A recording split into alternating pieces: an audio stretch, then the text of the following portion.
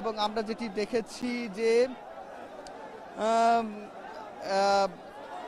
2:06 অর্থাৎ 5-6 দিকে তিনি কারা মুক্তি পেয়েছেন এবং সাবেক স্বরাষ্ট্র প্রতিমন্ত্রী লুৎফুজ্জামান বাবরের আজকের এই মুক্তিকে গণতন্ত্র মুক্তি হিসেবে দেখছেন বিএনপির নেতাকর্মীরা দের সাথে সকাল থেকে আমরা কথা বলেছি। তারা যেটি বলছে, তিনি যেহেতু নির্দোষ প্রমাণিত হয়েছেন সেক্ষেত্রে এটি একটি রাজনৈতিক উদ্দেশ্য প্রণোদিত মামলা বলে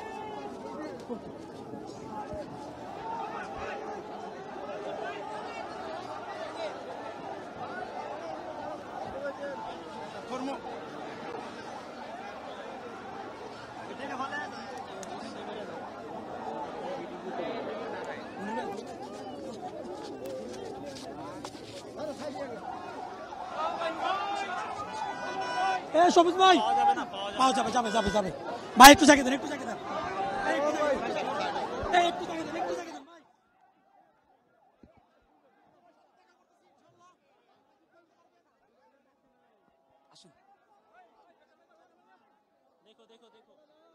বাবর ভাই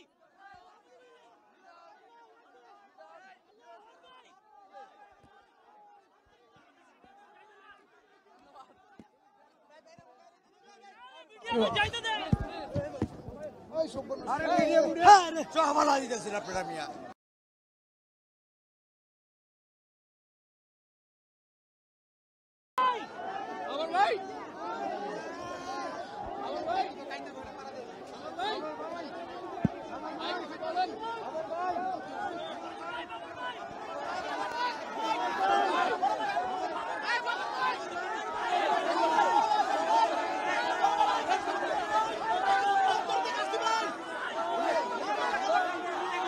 যমুনা টিভি কিছু বলো।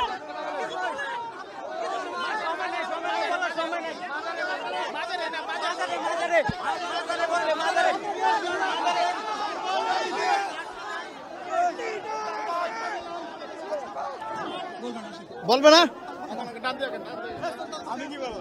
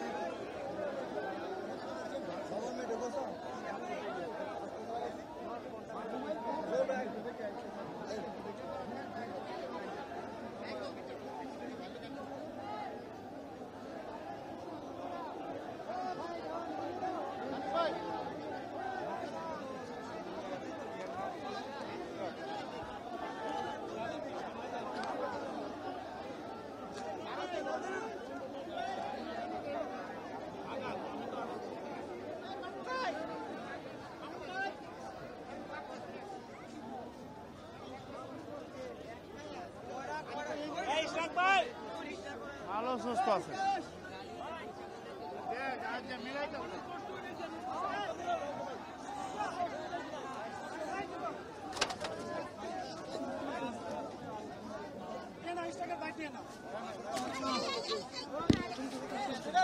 আমি তো গেছি বলে বলবো না, মাজারে বলবো, মাজারে বলবে। ওখানে ওই নেতা কর্মীরা আসছে তো, ওদের সাথে কথা বলবো। বাংলা ভীষণ নিচ্ছে, পরে আমরা ঝামেলা করবো। ওই জায়গা আছে দীপন ভাই, দেখো না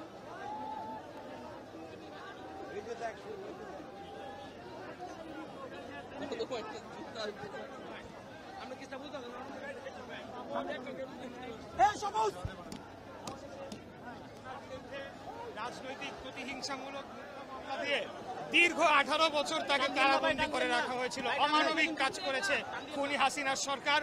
আজকে মহান আল্লাহ তাআলার অশেষ রহমতে উনি নিঃশর্ত নির্মমভাবে মুক্তি পেয়েছেন, ওনার বিরুদ্ধে সকল আনিত অভিযোগ মিথ্যা প্রমাণিত হয়েছে। কিন্তু এই 18 বছর যে ওনার জীবন থেকে চলে গিয়েছে সেটা কে ফেরত দিবে?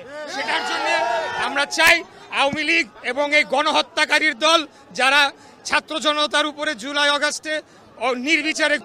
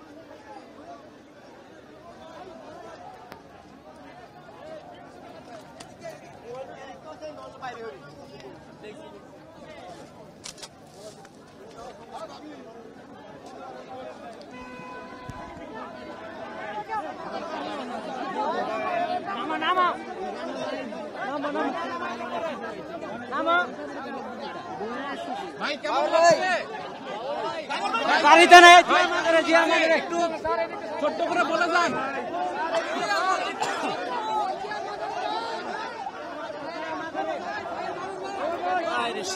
সারে দিকে সারে এদিকে সারে আর টিভি লাগা